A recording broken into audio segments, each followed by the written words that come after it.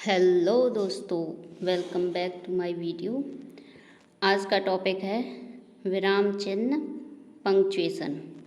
UP triple SC PET 2022 और video री exam 2022 के लिए बहुत ही महत्वपूर्ण टॉपिक है। इसमें से कम एक या दो प्रश्न जरूर आएंगे। हम देखते हैं यहाँ पे प्रमुख विराम चिन्ह। प्रमुख विराम चिन्ह है पूर्ण विराम या विराम का चिन्ह है ये एक लाइन। ये जो एक लाइन होती है खड़ी हुई, ये होता है विराम का चिन्ह। विराम का मतलब ही होता है विश्राम, अर्थ होता है इसका विश्राम, मतलब रुकना। ठीक है, तो विराम का साइन होता है ये एक खड़ी हुई लाइन, ये वाक्य के अंत में आती है। अर्धविराम, अर्धविराम में एक बिंदी और कॉमा। अल्पविराम में सिर्फ कॉमा। प्रश्नवाचक चिन्ह, प्रश्नवाचक चिन्ह तो सभी जानते हैं, क्वेश्चन मार्क। विस्मयादिबोधक चिन्ह एक लाइन और नीचे बिंदी। उद्धरण चिन्ह में इन्वर्टेड कॉमा को बोलते हैं उद्धरण चिन्ह। ये दोहरे भी होते हैं और ये इकहरे भी, यानी डबल इन्वर्टेड कॉमा और सिंगल इन्वर्टेड कॉमा, ये मैं आगे बताऊंगी अभी। और ये है अगला योजक। योजक जो है ये डैश, डैश जो होता है छोटे वाला डैश, बड़ा नहीं। योजक बोलते हैं छोटे डैश को, जैसे लाभ हानि, तो एक छोटा डैश इसके बीच में, लाभ हानि के बीच में, और ये छोटा डैश है तो इसे बोलते हैं योजक। और निर्देशक बोलते हैं डैश, ये काफ़ी लंबा होता है। किसी बात का अगर एग्जाम्पल देना हो, कोई निर्देश देना हो, तो इसका यूज होता है। ज़्यादातर लोग जैसे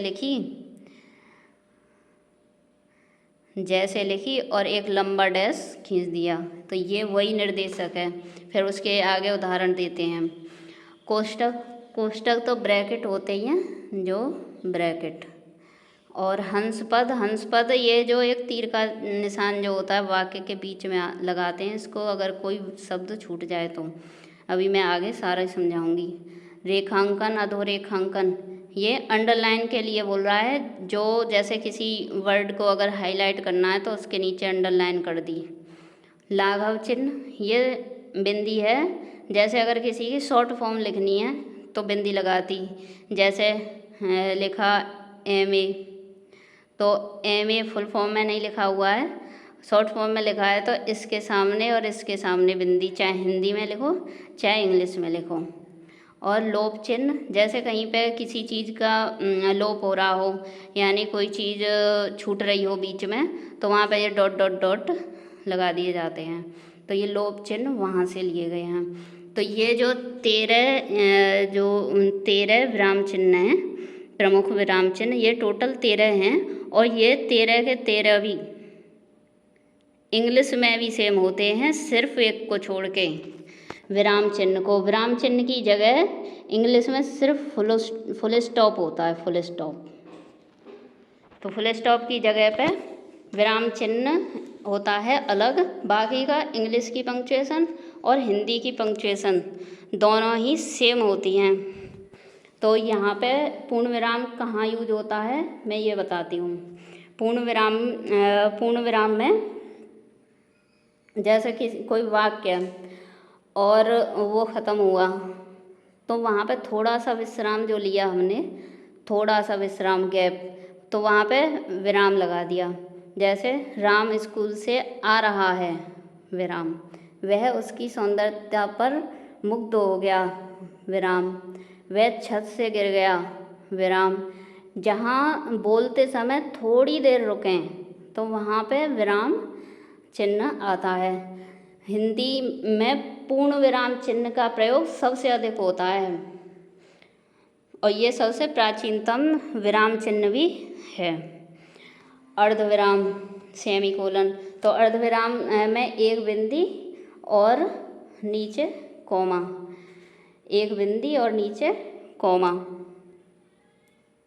ये हो गया अर्धविराम का साइन। तो जहाँ विराम की अपेक्षा थोड़ी कम देर रुकना पड़े, विराम की अपेक्षा थोड़ी कम देर रुकना पड़े, वहाँ पे अर्धविराम का यूज होगा। जैसे फलों में आम को सर्वश्रेष्ठ फल माना गया है, अर्धविराम, किंतु श्रीनगर में और ही किस्म के फल विशेष रूप से पाए जाते हैं। तो यहाँ सिर्फ हमें थोड़ा सा ही रुकना पड़ा, क्योंकि आमतौर पर यह अर्धविराम दो उपवाक्यों को जोड़ता है जो थोड़े से असंबद्ध होते हैं, जिन्हें और से नहीं जोड़ा जा सकता। तो ये आता है। और दो या दो से अधिक उपाधियों के बीच में अर्धविराम का प्रयोग होता है। जैसे MA B.Ed, अगर कोई MA B.Ed है,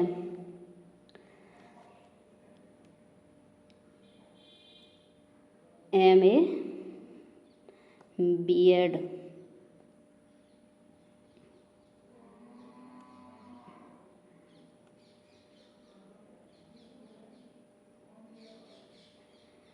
तो दो उपाधि एक साथ हो गई, MA हो गई और B.Ed हो गई। तो MA और B.Ed डबल उपाधि एक साथ नहीं दे सकते, तो इनके बीच में अर्धविराम का यूज होगा। यहाँ पे लगाएंगे अर्धविराम, MA अलग कर दी और B.Ed अलग कर दी। तो एक अर्धविराम का यूज यहाँ होता है और एक अर्धविराम का यूज जहाँ पे दो उपवाक्य और से ना जुड़ रहे हों वहाँ होता है, लेकिन विराम से कम समय रुकना पड़े ऐसी जगह होता है अर्धविराम का यूज। ये नंबर 3 है अल्पविराम। अल्पविराम कोमा यानी कोमा। कोमा का यूज तो इतना ज़्यादा होता है कि जितना बताएं कम है। यहाँ पे अर्धविराम से भी कम देर रुकना होता है। अल्पविराम में विराम से कम देर और अल्पविराम में अर्धविराम से भी कम देर रुकना हो, वहाँ कोमा का यूज होता है। और बहुत सारी कंडीशन है, जैसे अगर कहीं नंबरिंग लिखी हुई है, जैसे 5, 6, 7, 8 ऐसे नंबरिंग लिखी हुई है, तो हर एक नंबर के पीछे एक कोमा आएगा। और अगर कोई एक ही प्रकार के कई शब्दों का प्रयोग होने पर प्रत्येक शब्द के बाद अल्पविराम लगाया जाता है, लेकिन अंतिम शब्द के पहले और का प्रयोग होता है। जैसे रघु अपनी संपत्ति कोमा भूमि कोमा प्रतिष्ठा और मान मर्यादा सब खो बैठा। तो रघु अपनी संपत्ति, भूमि, प्रतिष्ठा और मान मर्यादा सब खो बैठा, तो हर एक के बीच में और ना लगा के पहले के दो के बीच में सिर्फ कोमा लगाया है और अंत वाले से पहले और लगाया है। तो कोमा का एक यूज ये भी है। कोमा के बहुत सारे यूज हैं और ये बहुत ही महत्वपूर्ण हैं। अब आगे देखते हैं प्रश्नवाचक चिन्ह। प्रश्नवाचक चिन्ह के बारे में तो सब जानते ही हैं कि जहाँ प्रश्न पूछा गया हो वहीं आता क्वेश्चन मार्क, वहीं आता है क्वेश्चन मार्क। क्वेश्चन मार्क ये साइन है इसका। तो जैसे कोई पूछ रहा है तुम कहाँ जा रहे हो, क्वेश्चन मार्क, वहाँ क्या रखा है, क्वेश्चन मार्क। और एक तो सिर्फ क्वेश्चन पूछने पर और दूसरा संदेह करने पर, जैसे क्या कहा, वह निष्ठावान है, उसे संदेह हो रहा है तो उसने यहाँ क्वेश्चन मार्क लगा दिया। तो इसका दो जगह यूज होता है, एक तो प्रश्न पूछने में और दूसरा संदेह प्रकट करने में। अगला है विस्मयादिबोधक चिन्ह। विस्मय, आश्चर्य, हर्ष, घृणा आदि का बोध कराने के लिए इस चिन्ह का प्रयोग किया जाता है। जैसे वाह, विस्मयादिबोधक चिन्ह, आप यहाँ कैसे पधारे, या फिर हाय बेचारा व्यर्थ में मारा गया। संबोधन सूचित करने में भी होता है, जैसे मोदी जी करते हैं ना मित्रों, तो यहाँ पे भी आएगा ये विस्मयादिबोधक चिन्ह, मित्रों। अभी मैं जो कहने जा रहा हूँ ध्यान से सुनो।